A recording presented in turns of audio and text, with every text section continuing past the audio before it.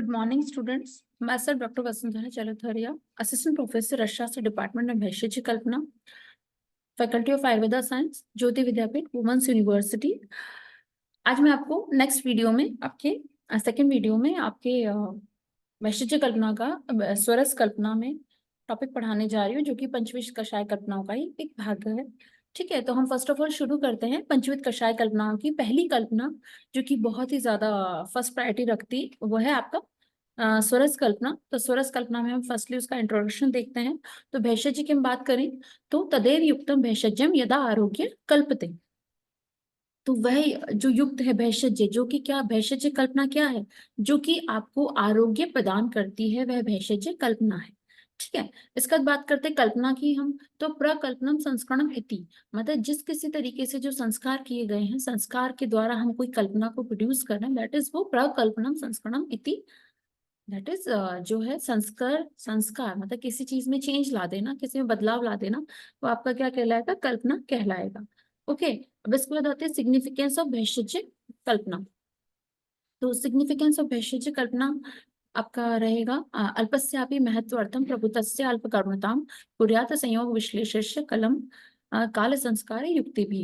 अल्पस्यापि महत्वार्थम मतलब जो थोड़ा होते हुए बहुत ज्यादा महत्व अर्थ रखता हो। प्रभुतस्य अल्पकर्मताम और बहुत ज्यादा मात्रा में है लेकिन कर्म अल्प है। कुर्यात संयोग विश्लेष मतलब ये सब इनके संयोग और विश्लेष मतलब हम काल संसार युक्ति भी मतलब मेजर कल्पना का सिग्निफिकेंस के तौर पे हम देखा जाए कि किसी भी ड्रग अगर वो कम मात्रा में है, उसका पोटेंसी ज्यादा है, उसका बहुत ज्यादा महत्व अर्थ निकल के आता है, या हम बहुत सारे ड्रग मेडिसिन देने के बाद भी उसका बहुत कम अर्थ निकल के आता है, तो वो डिपेंड करता है कि औषध द्रव्यों के संयोग और विश्लेष पर आधारित होता है, और औषध द्रव्यों के काल पर आधारित है, उनके संस्कार पर आधारित है, और उसकी युक्ति पर आधारित है। मतलब आप जब मेडिसिन, आप भेषज जब किसी को देंगे, आप जब किसी भी मेडिसिन का उपयोग थेरापेटिक पर्पज से कर रहे हैं, तो थेरापेटिक पर्पज से जब आप उसका यूज करेंगे तो उसके संयोग विश्लेष और काल संस्कार युक्ति पर उस पर डिपेंडेंट होगा।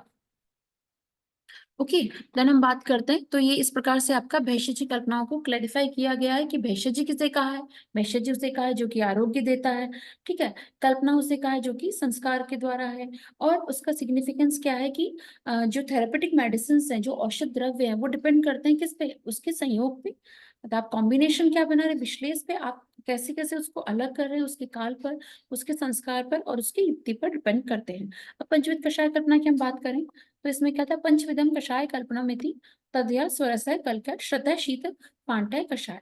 तो पंचविध कषाय कल्पनाओं में बेसिकली स्वरस कल्क श्रत शीत फांट इस प्रकार से रहेगा। अतातः स्वरसय कल्क क्वातश्च हिम फांटकौ गेया कषाय पंचनैवती लघ्वम स तथु उत्तरम। तो पंचविध कषाय कल्पनाओं में जो पहली कल्पना है वो आपका स्वरस है, उसके बाद सेकंड है कल्क है, फिर उसका शत है, शीत है, फांट है और कषाय।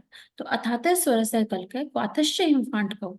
तो इस प्रकार जो स्वरस है वो कल्क है, क्वाथ और हिमफांट, इस प्रकार से ये 5 प्रकार से इसे गाया जाना जाता है यथोत्तरम शारंगधर के हिसाब से।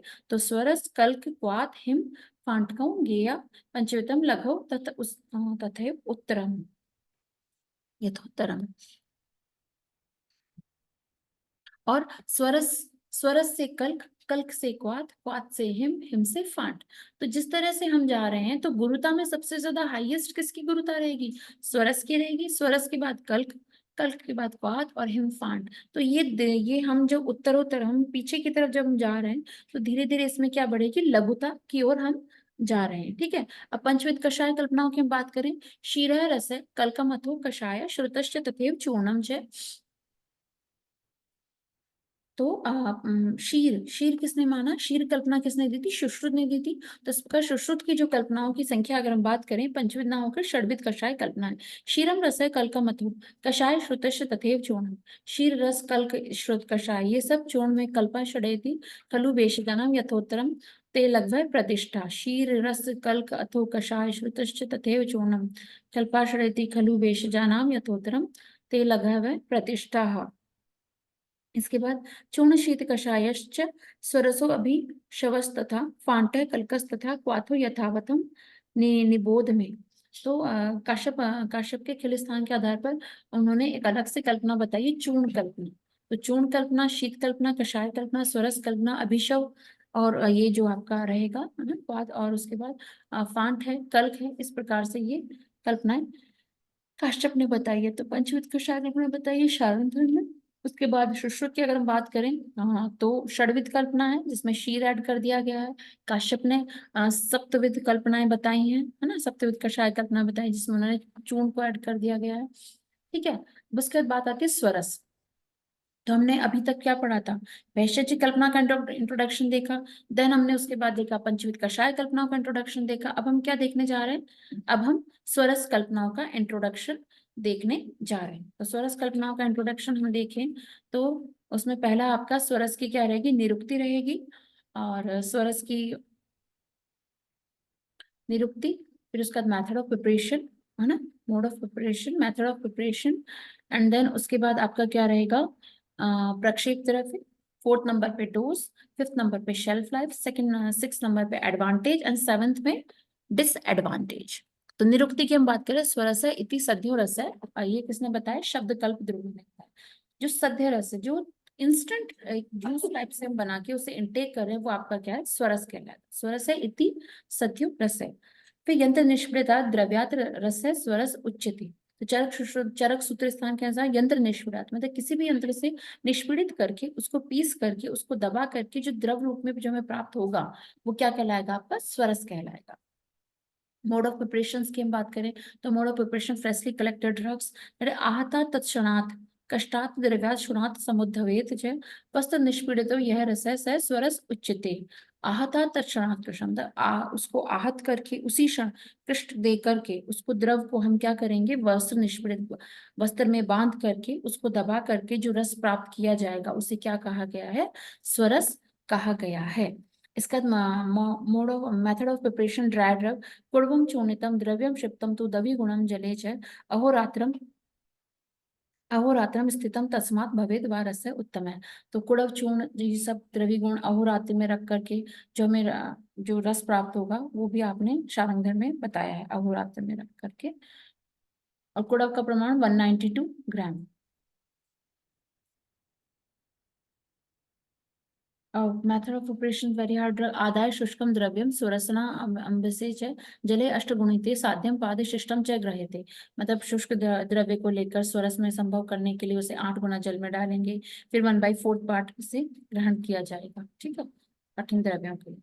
फिर पुटपाक में पुटपाकस्य कल्कस्य स्वरसो गृह्यते यतः अपसु पुटपाकानां युक्तिर उच्यते मया पुटपाकस्य मात्रेय लेपस्य अंगार वर्णता लेपम च द्वे अंगुलम च स्थूलम कुर्याद् वांगुष्ठ मात्रकम च काश्मीरी वट जम्बादि श्रेष्ठनम उत्तरम च फलम मात्रम रसो ग्राह्य कर्ष मात्रम मधु क्षिपेत कलम कल्कचूर्णम द्रव्याधस्तु स्वरसे दुधे च।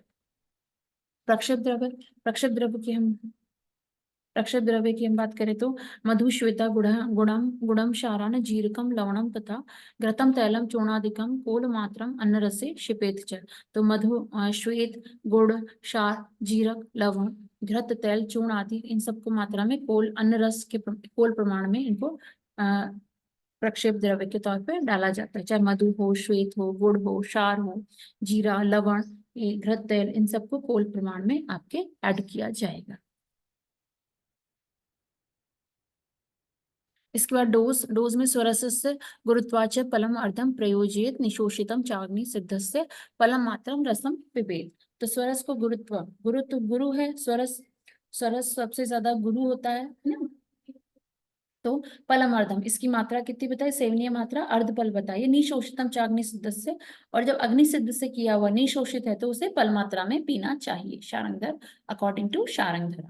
शेल्फ लाइफ एंड यूजेस की हम बात करें तो शेल्फ लाइफ 3 आवर्स रहेगा, डायरेक्टली यूज्ड एज मेडिसिन, अनुपान भावना फॉर सेकेंडरी प्रिपरेशन, शोधन मारण। ठीक है, अनुपान भावना से शोधन एंड मारण। एग्जाम्पल ऑफ सोरस में अमृत सोरस, स्टैम, वासा, तुलसी पत्र सोरस, अदरक सोरस, ट्यूबर, दाड़म सोरस फ्रूट से मिलेगा, विभितक पुटपाक फ्रूट से मिलेगा, और मृदार शंख पुटपाक से मिलेगा, और तित्तिर पुटपाक, ये सब मेंशन किए गए सोरस के। तो अमृता सोरस, गुड़ुची सोरस। तो आपका जो रहेगा बेसिकली आपका अमृता स्वरस। अमृता स्वरस की हम बात करें तो गुड़ुचि का जो रस निकलेगा वो कैसा होगा, गुड़ुचि के कांड को, उसकी जो स्टेम है उसको छोटा छोटा कट करके और उसको इमाम दस्ते में जो उदुखल यंत्र है उसमें कूट के पीस करके फिर से कॉटन क्लोथ से स्क्वीज करके जो रस प्राप्त होगा वो आपका अमृता स्वरस कहलाएगा। वासा तुलसी स्वरस में बेसिकली वासा और तुलसी में बेसिकली पत्रों से स्वरस प्राप्त किया जाएगा। अदरक स्वरस का जो प्राप्त करने का जो तरीका है वो बेसिकली अदरक का जो ट्यूबर पार्ट है जो है ना वो उससे प्राप्त होगा। दाड़म स्वरस का जो बेसिकली एग्जाम्पल वो जाता है किसी फ्रूट्स में जाता है, दाड़म के फ्रूट पार्ट से स्वरस निकाला जाएगा। विभितक के भी, विभितक को के फ्रूट पार्ट से उसको पुट दे के स्वरस निकाला जाए। ठीक है, तो मृदार शंख का भी पुट दे करके स्वरस निकलेगा, तित्तिर का भी पुट दे करके स्वरस निकलेगा।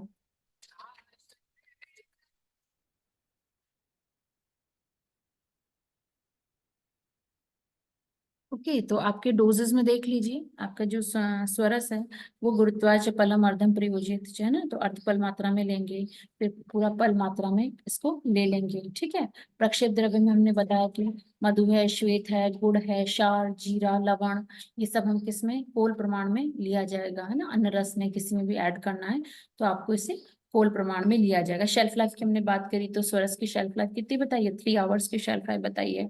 अनुपान और सेकेंडरी प्रिपरेशंस में डायरेक्टली यूज में बेसिकली अनुपान के तौर पे यूज किया जाता है या भावना देने के तौर पे इसे यूज किया जाता है स्वरस को। या तो हम भावना के तौर पे इसे इस्तेमाल करेंगे या अनुपान देने में इसे इस्तेमाल करेंगे। और सेकेंडरी प्रिपरेशंस में हम बात करें तो शोधन और मारण रहेगा।